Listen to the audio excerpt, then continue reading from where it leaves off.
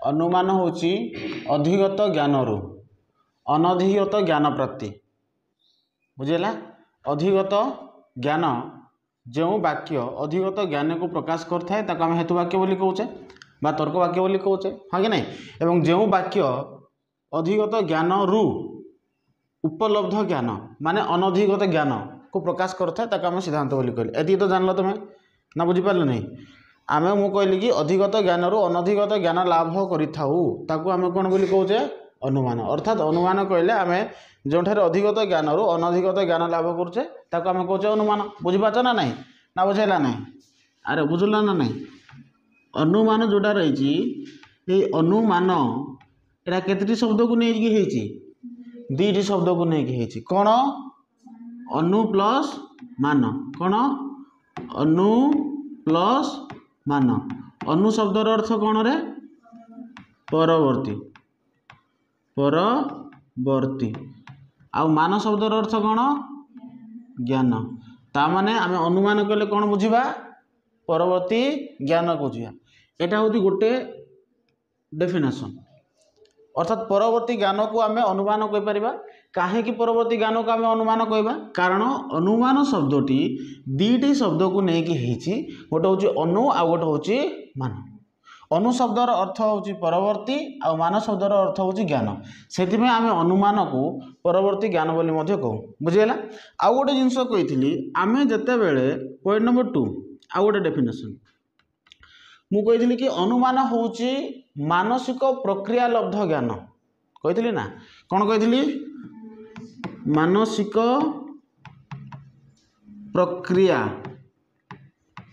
लब्ध ज्ञान ये भी कही। मानसिक प्रक्रिया लब्ध ज्ञान कौन जिते बड़े आम कौन सिद्धांत उपनीत होचे से समय आम कौन करुचे अनधिगत ज्ञान आवश्यकता करुचे। मानसिक स्तर रे आम कौन करुचे सिद्धांत पहुँचापी चाहूचे से अनुमान आम मानसिक प्रक्रिया लब्ध ज्ञान बोली कहुई कि आम जिते सिद्धांत उपनीत होगापी चेष्टा करुचे से समय आम चिंता करुचे से कहुच्छे प्रक्रिया लब्ध ज्ञान। आउ गोटे जिनस कही अनुमान को जदि आम देखा इंद्रियानुभूति ज्ञान बोली मुझे कही ना कौन कही इंद्रियानुभूति ज्ञान युवाक मन रखि था। अनुमान कौन इंद्रियानुभूति ज्ञान आमर केतटी इंद्रिय अच्छी रे 5टी अच्छी ना नहीं कौन कौन अच्छी आखि तापरे कान नाक सब तापरे जीभ आउ चर्म हाँ कि नहीं आखि कान नाक जीभ आउ चर्म आखि द्वारा आम देखुचे आउ चिंता करुचे से आपको कहुच्छे इंद्रियानुभूति ज्ञान। जिते बड़े ये जो 5टी इंद्रिय द्वारा आम कौन जिनस को फिल करवा ना से समय आम चिंता करिपरिबा नहीं अनुमान करिपरिबा नहीं बुझे ना नहीं से अनुमान इंद्रियानुभूति ज्ञान एथपाई कहे आमर जो 5टी जो सेन्स ऑर्गन रही से 5टी सेन्स ऑर्गन थ्रू आम चिंता करें। जमती आम देखिले कि आज अत्यधिक वर्षा होची तेणु आम सिद्धांत उपनीत होचे कि आज कौन हो नदीटी बढ़ी थी बुझे ना नहीं सेमिति एटा तुम देखिल सेमिति मन कर कान कौन कान रे तुम शुणिल पिलाटीर देह खराब हो जाए बुझे ना नहीं गोटे पिलार देह कौन हो जाए खराब हो तुम शुणिल शुणिला तुम सिद्धांत केमी उपनीत हम भाव कि ना से काली हुए तो सी भोजी खायापी जाइला जो सी कौन कर अधिक खाई कि कौन तो आम कौन करुचु जिते सिद्धांत उपनीत होचे ना कि उपनीत होगापी आमको गोटे ज्ञानर आवश्यकता रही जोटा कि कहुच्छी अनधिगत ज्ञान कौन कहुच्छी अनधिगत ज्ञान। पुणी जदि मुझे तुमको प्रश्न करी कि अधिगत ज्ञान क्या कहवा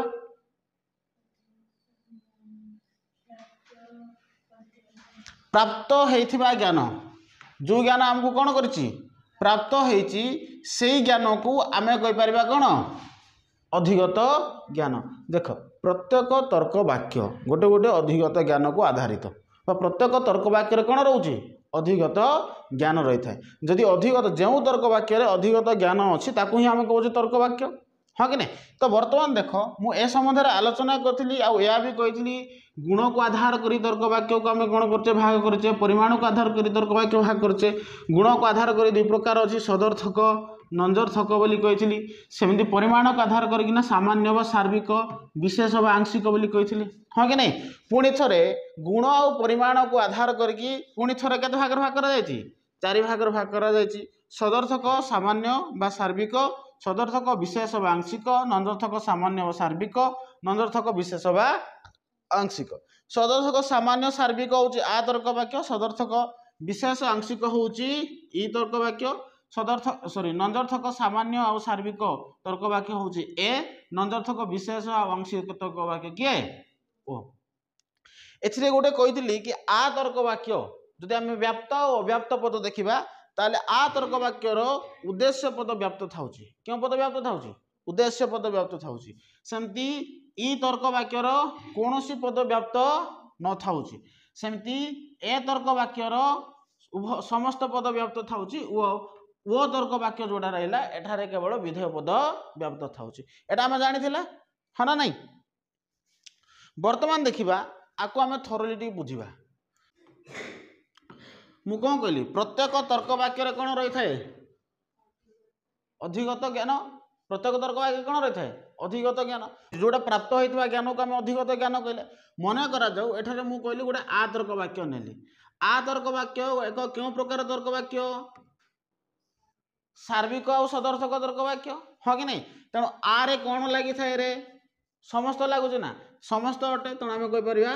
समस्त मनुष्य मरणशील अटे बा अटंती या तो समस्त मनुष्य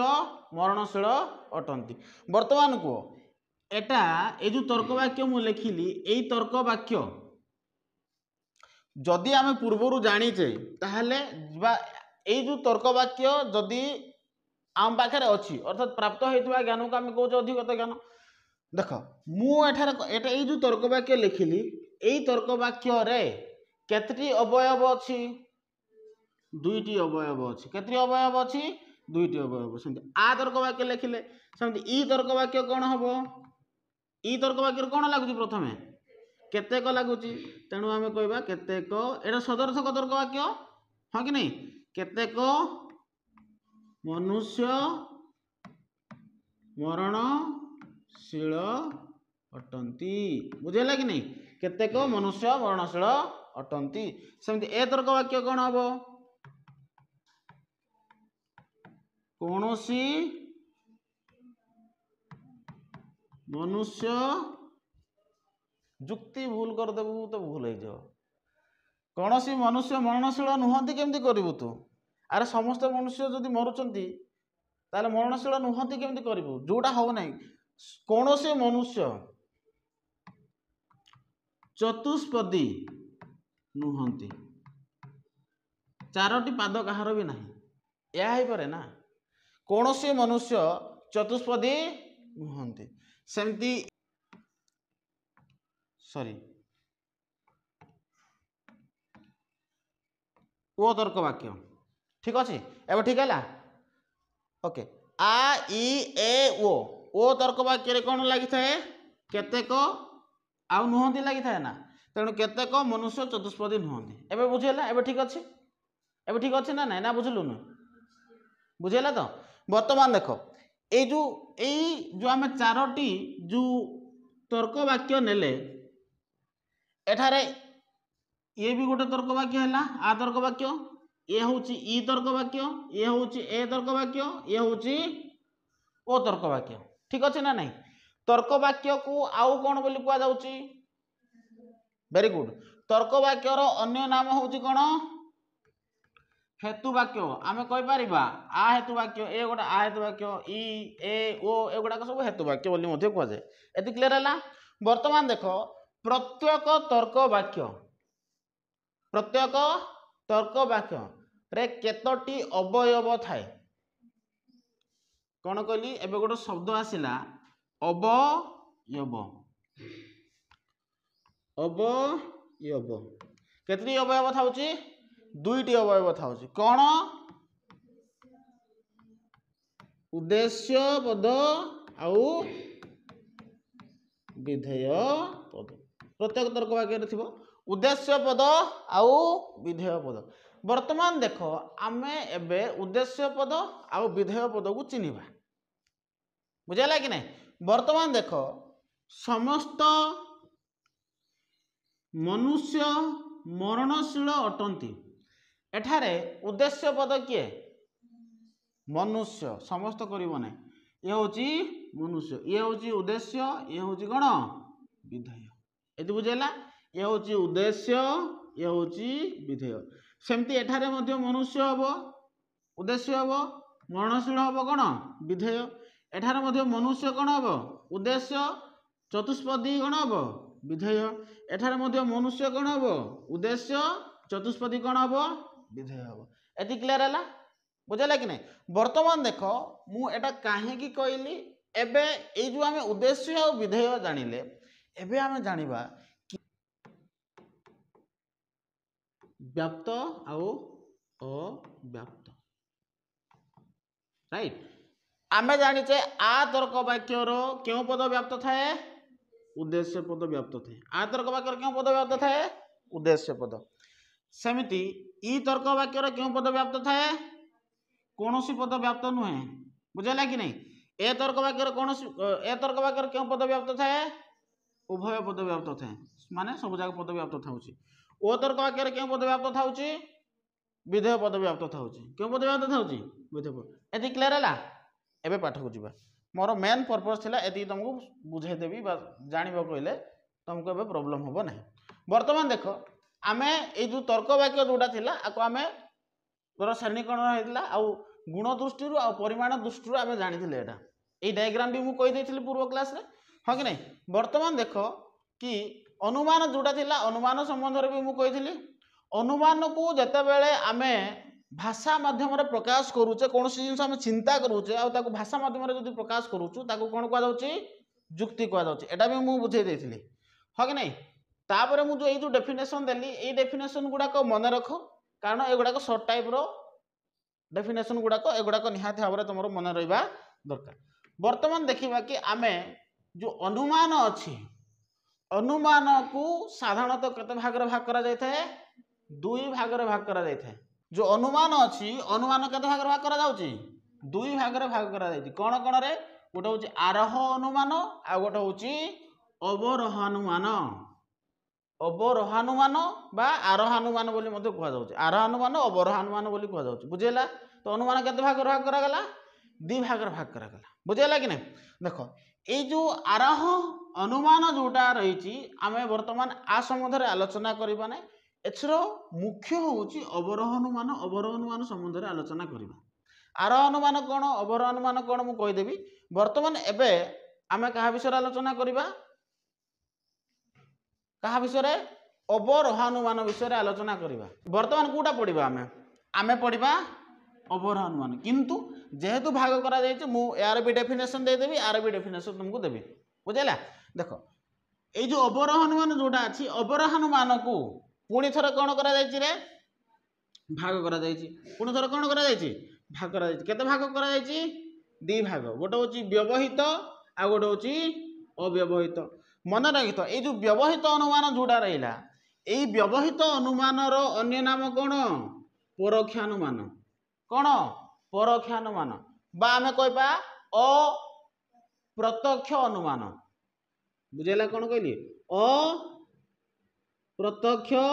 अनुमान बोली मध्य कहा जाउची ठीक अछि सेमिति अव्यवहित अनुमान अन्य नाम कौन प्रत्यक्ष अनुमान आको आमे कहि परिबा परोक्ष अनुमान एति क्लियर है तो ओके ये जो व्यवहित अनुमान को पुणी थर भाग करा गला कौन गोटे हूँ अमिश्र त्रिपदी जुक्ति आ गोटे हूँ मिश्र त्रिपदी जुक्ति सेमिति ये अव्यवहित अनुमान को कौन करागला आकु चारि भाग भाग करागला समवर्तन व्यावर्तन विपरीतावर्तन आ हूँ अंतरावर्तन है ये अव्यवहित अनुमान को अमिश्र त्रिपदी जुक्ति जोटा रही अमिश्र त्रिपदी जुक्ति को पुणी थर चारि भाग भाग करा है कौन अमिश्र निरपेक्ष अमिश्र प्राकल्पिक अमिश्र वैकल्पिक अमिश्र बीजजक सेमती এই जो मिश्र द्विपदी युक्ति मध्य आपको पुणी 4 थर भाग करा जायछि गोटे हूँ मिश्र प्राकल्पिक बा प्राकल्पिक निरपेक्ष युक्ति मिश्र वैकल्पिक बा वैकल्पिक निरपेक्ष युक्ति मिश्र बीजोजक बा बीजोजक निरपेक्ष युक्ति आ गोटे हूँ द्विसंगक युक्ति बुझेगा एटा डायग्रामटा बुझे ना यही डायग्राम को भल भाव मन रख बर्तमान देख जो आमर जो अनुमान थिला एबे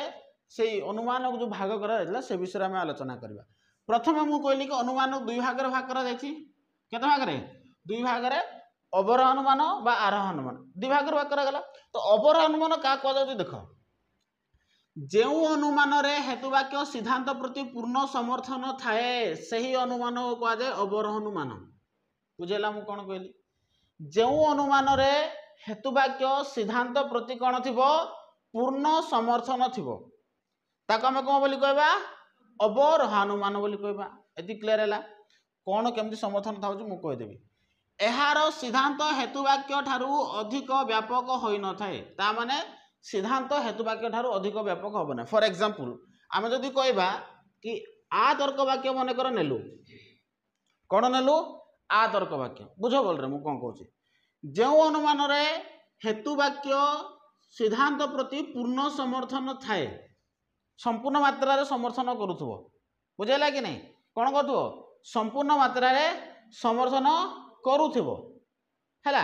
आउ जो हेतुवाक्य अछि हेतुवाक्य सिद्धांत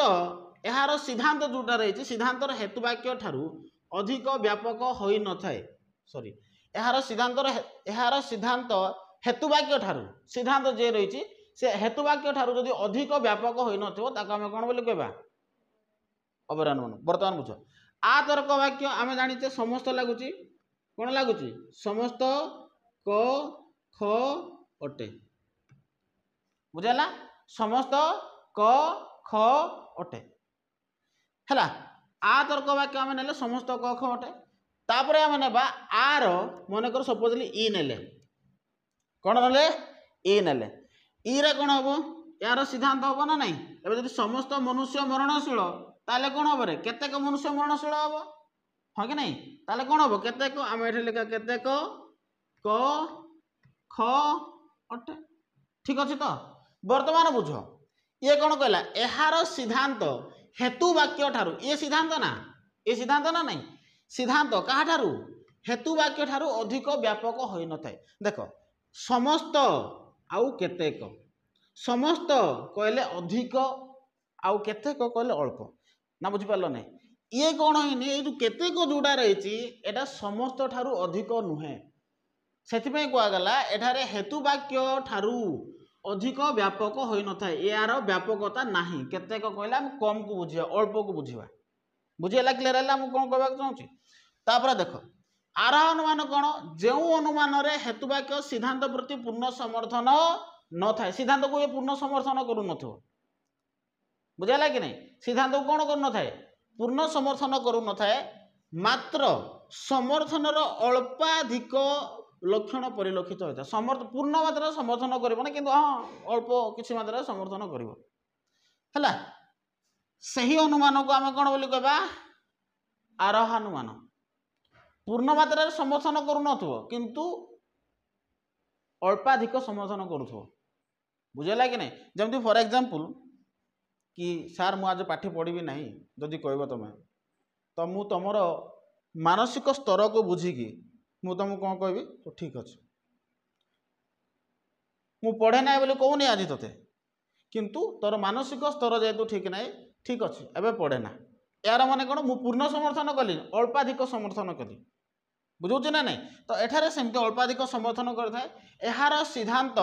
हेतुवाक्य ठारू अधिक व्यापक होता है ये जो सिद्धांत अच्छी ये हेतुवाक्य ठारू कौन हम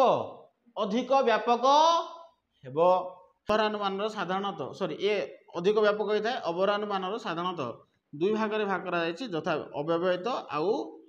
अव्यवहित ये जो अवरोहानुमान रहा ये अवरोहानुमान कौन करा दुई भाग में भाग करा गोटे हूँ अव्यवहित अनुमान जाको आम कौन बोली कहे प्रत्यक्षानुमान आ गोटे हूँ परोक्षानुमान एटे तुम प्रत्यक्षानुमान परोक्षानुमान लिखिपार ना अव्यवहित लिखिपार आउ कौन लिखिपार व्यवहित लिखिपार बुझेगा कि नहीं वर्तमान देख जो